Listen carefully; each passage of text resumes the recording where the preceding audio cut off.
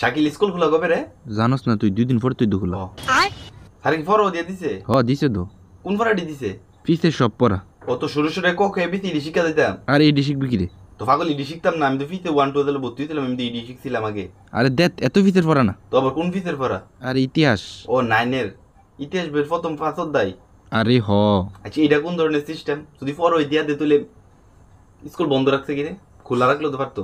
তুই কি পিসের পড়াটি পড়ছস না নাকি? তা পড়াটি শিখছিস নি? না আমি পড়াটা শিখছি না।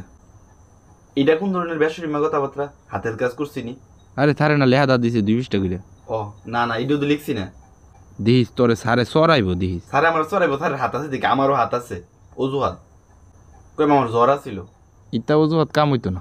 কইম টাইফয়েড আছিল, টাইফয়েড জ্বর। এর থেকে ডিয়ারিং করতে কামও না। তাহলে ক্যান্সার, কইম ক্যান্সার আছিল। ভিডিও স্যারে মানতো না। কি কো মানতো না?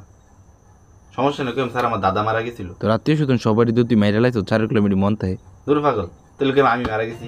দেখ পাগল ফোন রাখ।